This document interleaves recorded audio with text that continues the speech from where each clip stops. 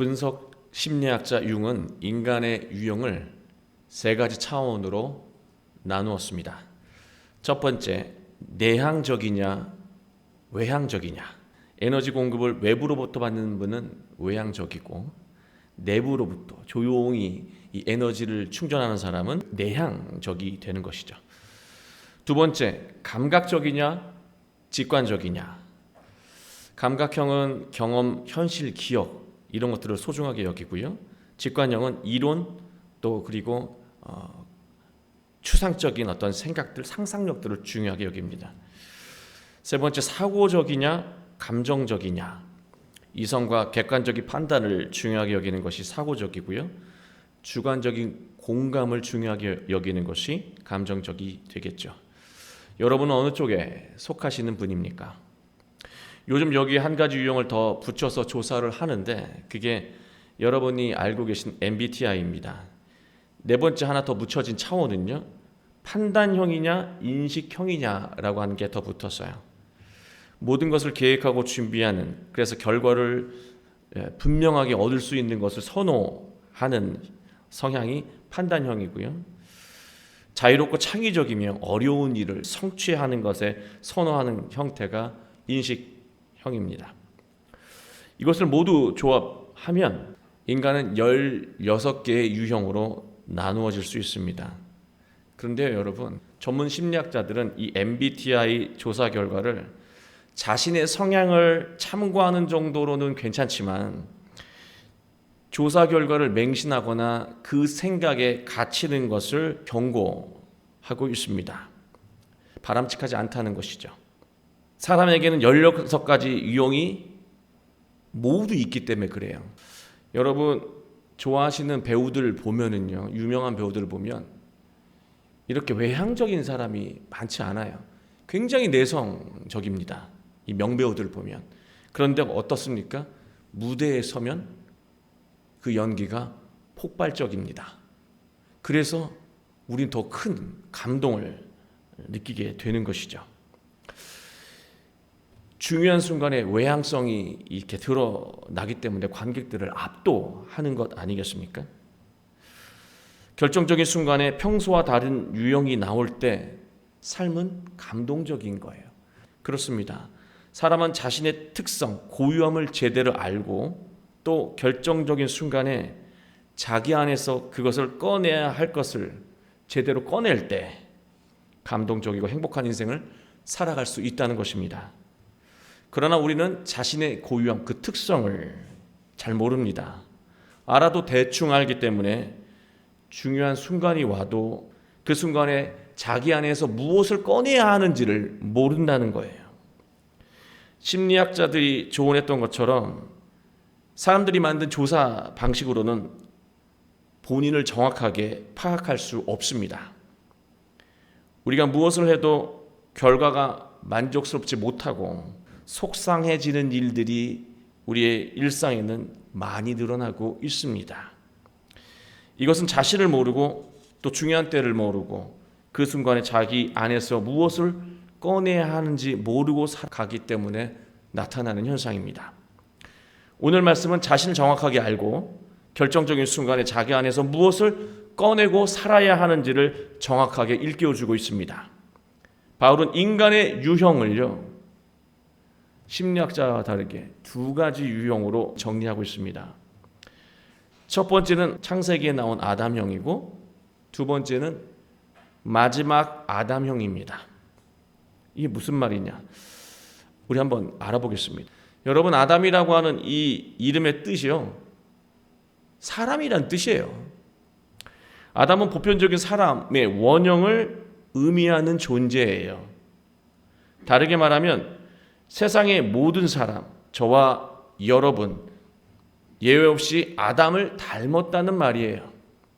우리가 아담과 같다는 것을 인정하는 것부터 시작하는 것이 창세기가 주는 가르침입니다. 창세기 3장을 보면은요, 아담과 하와는 뱀의 유혹에 넘어갑니다. 하나님이 먹지 말라고 하신 선악과를 먹어버리죠. 사람은 욕망에 취약한 존재인 것을 아담은 말하고 있습니다. 나라면 안 먹을 것을 아니고요, 당신도 먹고 나도 똑같은 상황이 되면 아담처럼 먹는다는 거예요. 욕망을 조금만 흔들어도 넘어가는 존재가 저와 여러분입니다. 선악과를 먹고 나서 무화과 잎으로 몸을 가리기 시작했습니다. 선악과를 먹고 가장 먼저 본 것은 지혜가 아니었습니다. 자신과 상대의 부끄러움을 가장 먼저 보았습니다.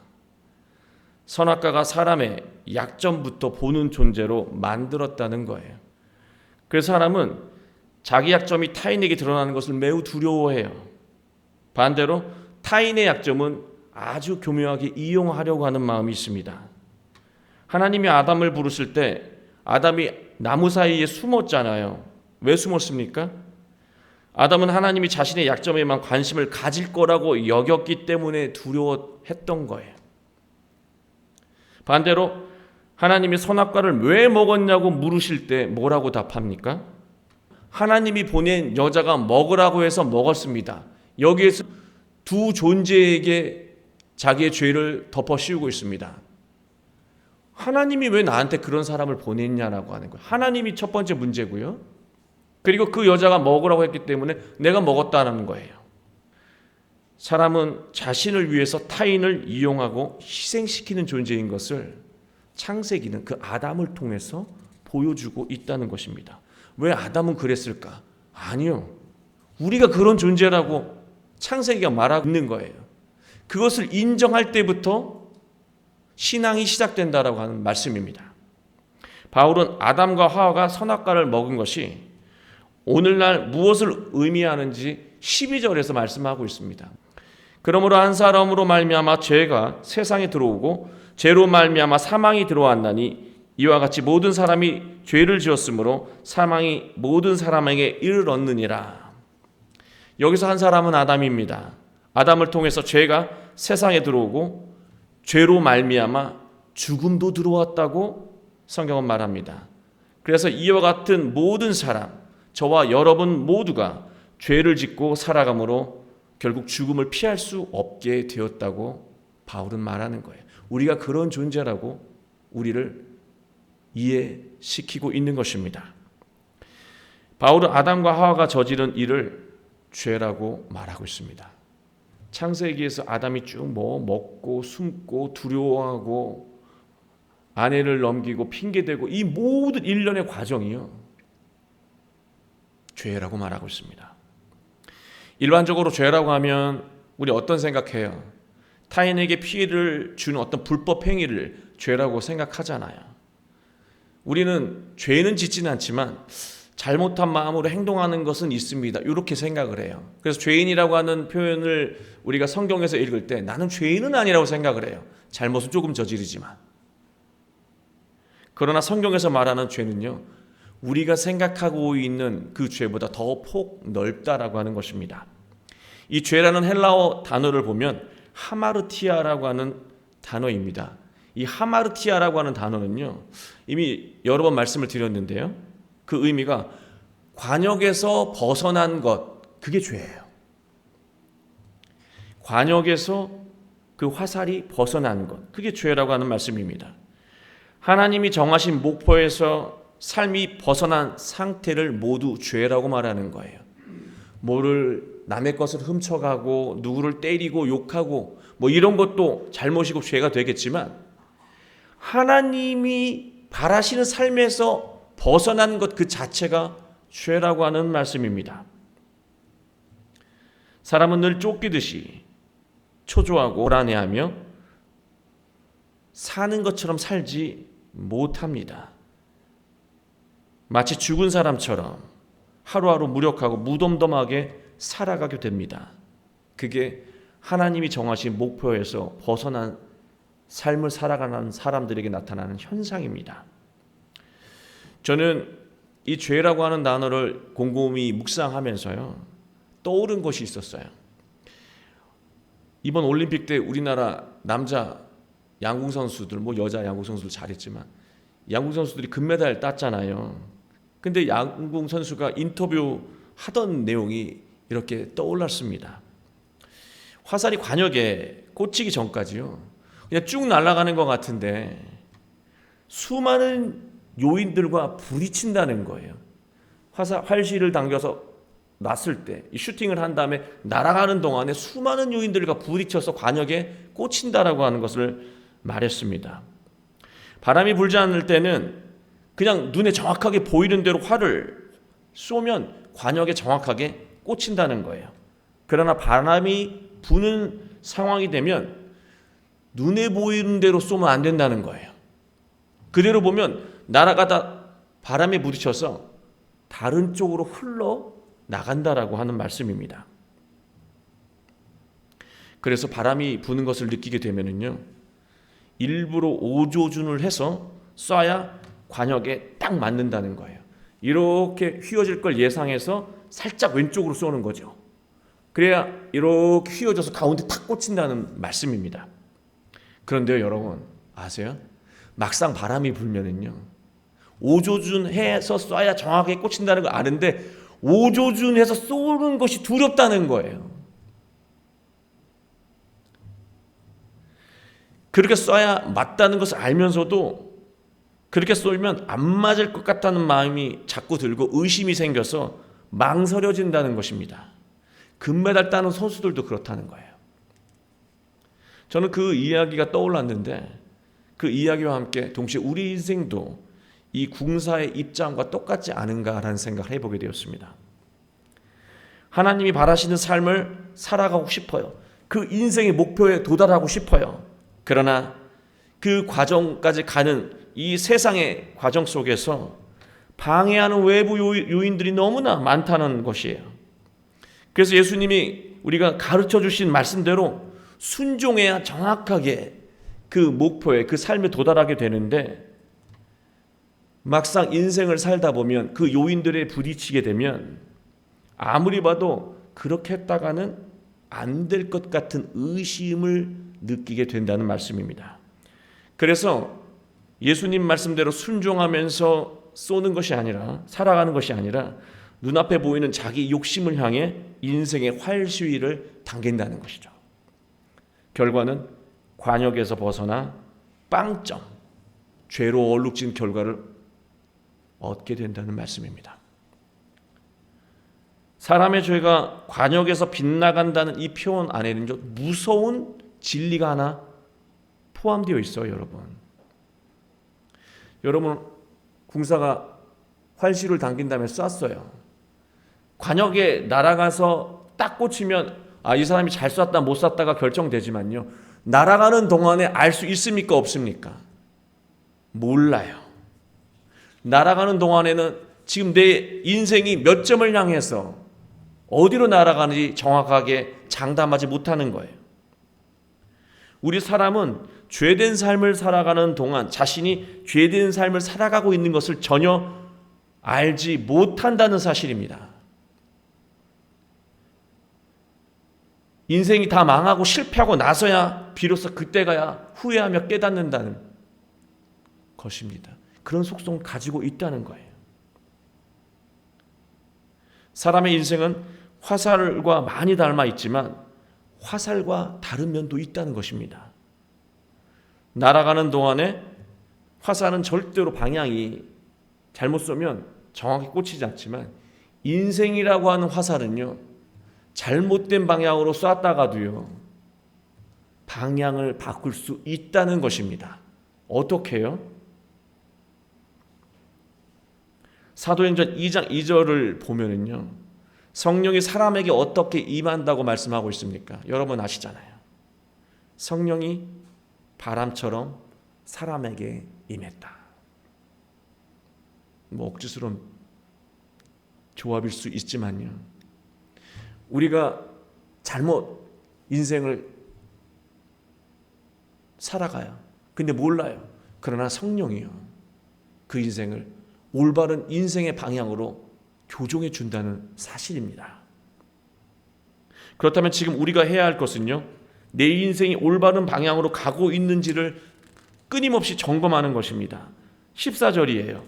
아담으로부터 모세까지 아담의 범죄와 같은 죄를 짓지 아니한 자들까지도 사망, 그 죽음이 왕노릇하였나니 아담은 오실자의 모형이라. 이 말씀은요, 특별히 죄를 짓지 않아도 또 잘못을 저지르지 않아도 사람은 모두 사망이 왕노릇하는 인생을 살 수밖에 없다는 것입니다.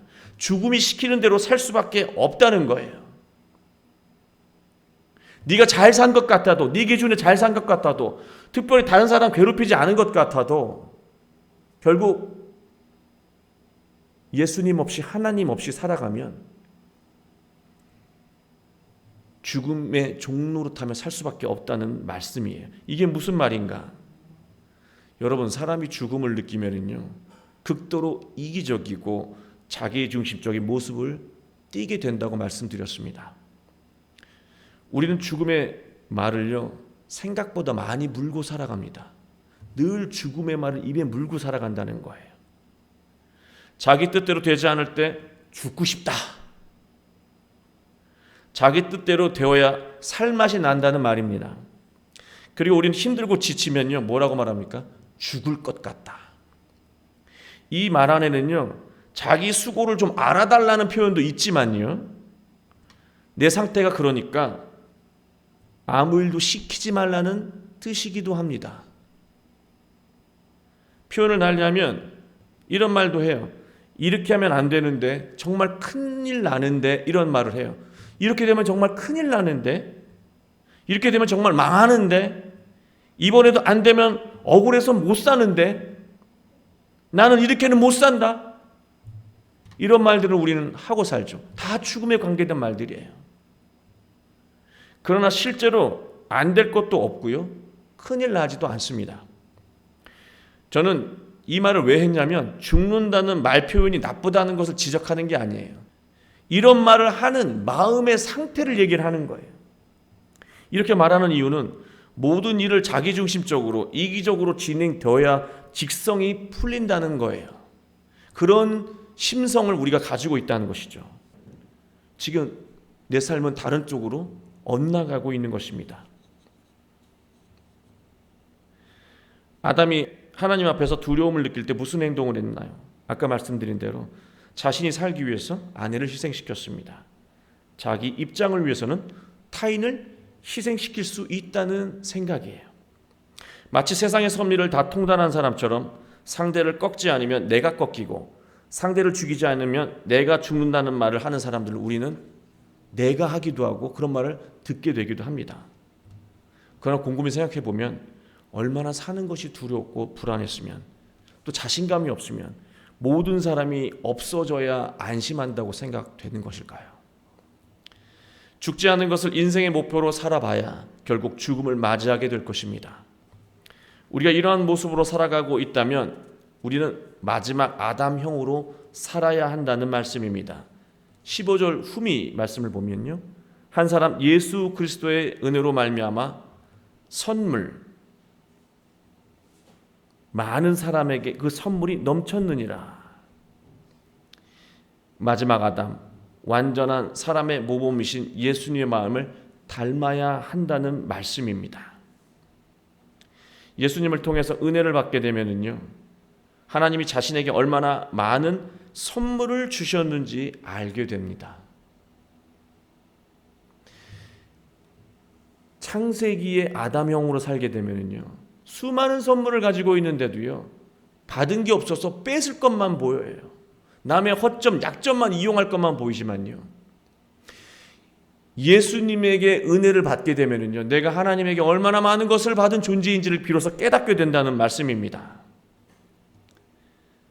16절을 보면 또 이 선물은 범죄한 사람으로 말미암은 것 같지 아니하고 심판은 한 사람으로 말미암아 정죄에 이르렀나니 많은 범죄로 말미암아 의롭다 하심의 이름이니라. 17절 말미에 한 분 예수 그리스도를 통하여 생명 안에서 왕노릇 하리로다. 죽음이 왕노릇하는 게 아니라 생명 안에서 내가 왕노릇한다고 성경은, 바울은 말하고 있습니다.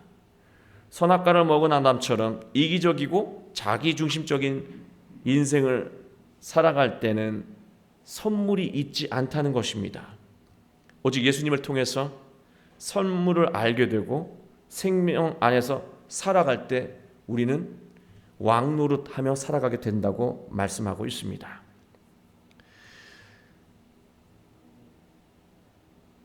우리는 창세기의 아담형으로 지금까지 살아가고 있고 그렇게 살아왔습니다. 지금 우리가 닮아야 하는 것은요, 예수님이에요. 지금 내 모습 그대로 우리가 예수님 앞에 서게 되면은요, 일어나는 현상이 있습니다. 우리 자신이 얼마나 이기적이고 욕심스러우며 자기 중심적인 마음으로 살아왔는지를, 또 자신의 죄성을 깨닫게 되는 거예요. 창세기 아담형으로 살면 늘 당당하고 억울하고 다 죽여야 될 대상들이에요. 다 불의한 존재들이에요. 나만 빼놓고. 그러나 예수님 앞에 서게 되면 내가 얼마나 불의한 존재인지를, 죄로 가득한 존재인지를 깨닫게 되는 거예요. 이러한 존재를 하나님께서 끝까지 사랑하시고 선물을 주셨다는 것을 깨닫게 되니 얼마나 큰 은혜입니까? 20절은 말합니다. 죄가 더한 곳에 은혜가 더욱 넘쳤나니. 이 역설적인 말씀입니다. 죄를 깊이 깨달은 자, 성숙한 자일수록 은혜를 더 깊게 누리게 된다는 말씀입니다. 예수님은 자신이 살기 위해서 타인을 희생시키지 않으셨습니다.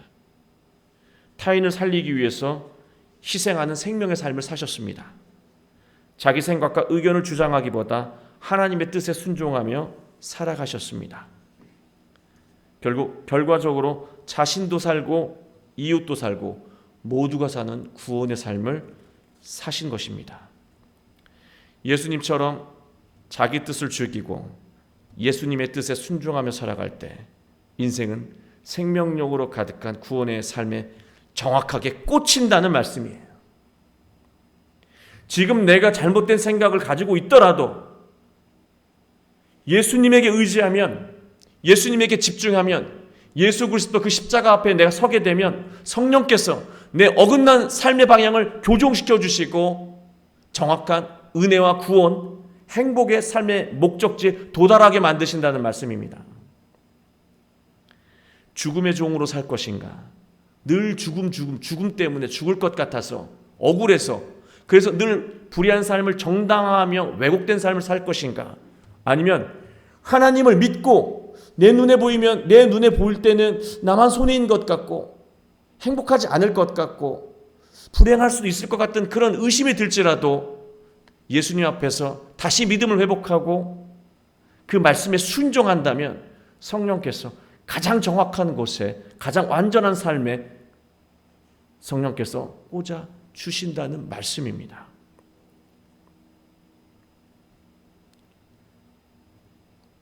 (15절) (16절을) 보면은요, 여러분, 선물이라는 이 도레아라고 하는 단어, 은혜 받으면 내가 얼마나 많은 선물을 받았는지 감사하게 되잖아요. 이 도레아라는 단어가 있고요, 또 은사라고 하는 단어가 있습니다. 이 은사는요, 여러분이 잘 아는 단어입니다. 카리스마. 이 카리스마라고 하는 은사는 선물의 뜻도 있어요. 저는 이 그냥 선물로 쓰이는 도레아라고 하는 단어와 또 선물이라고 해석할 수 있는 이 카리스마를 왜 중첩해서 썼을까 곰곰이 묵상했어요. 여러분은 많은 것을 깨달았어요. 그 많은 것을 누리셨어요. 그 많은 것을 갖고 살아가고 계세요. 그런데 아담형으로 살아가니까요, 창세기 아담형으로 살아가니까 내 것은 하나도 보이지 않고 남의 약점을 통해서 남의 것을 뺏고 싶은 마음만 갖고 살아가요. 그러나 예수님의 은혜를 깨닫고 나니까요, 내 안에 많은 것들이, 이 많은 선물들이 있다는 것을 알게 되었다는 사실입니다. 내가 가진 것, 나도 모르는 사이에 가진 것, 그게 도레아라고 한다면요, 그 많은 선물들이 예수님을 통해서, 그 은혜를 통해서 그 선물의 의미가 무엇인지를 깨닫게 되면요, 카리스마가 된다는 거예요. 기독교인들이 모두가 다 선물을 잃어버렸어요. 아담형으로 살아서 예수 그리스도의 삶을, 예수 그리스도의 인간형으로 살게 되면 하나님이 자신에게 주신 선물, 그것을 카리스마로 드러낼 수가 있는데 모두가 다 카리스마를 잃어버렸어요. 위축되고 주눅들고 눈치 보고 비겁하고 늘 죽음을 탓하면서 핑계대고 의심하며 살아가게 됐습니다. 그러나 그럼에도 불구하고 여러분들은요, 많은 선물들을 받으셨어요. 그 선물이 그 인생 속에서 드러나는 것이 카리스마예요. 드러나지 않으면 그냥 가진 걸로 끝나는 거예요. 처음에 말씀드렸죠. 내성적인 배우인 것 같은데 무대라고 하는 결정적인 순간에 자기 안에 있는 그 숨겨져 있던 외향성, 그 폭발력이 청중을 압도한다고 말씀드렸잖아요. 수많은 은혜, 선물을 가지고 살아가요. 그러나 예수님 앞에 우리가 늘 내 자신을 세우게 되면은요, 그때의 중요함을 알게 되고 나에게 주신 그 선물도 알게 돼서 그것을 폭발적으로 드러내게 된다는 것이죠. 카리스마 있는 인생을 살게 된다는 거예요. 위축되는 것이 아니라 세상을 압도하며 살 수 있게 된다는 말씀입니다. 그게 예수님의 그 생명의 가르침 안에서 왕 노릇하며 살아가는 거예요. 죽음의 종 노릇하며 사는 것이 아니라. 사랑하는 여러분, 우리 안에는요, 두 가지 인간형이 있습니다. 창세기 아담형, 주로 우리 그렇게 살아가죠. 그러나 지금 이 순간 예수 그리스도의 마음으로 살아간다면 여러분 그 인생 속에서 받은 선물을 온 세상에 드러내며 당당하고 압도하는 인생을 살아갈 수 있습니다. 이런 복된 인생을 살아가는 여러분의 인생 되시길 주 예수 그리스도의 이름으로 축원합니다.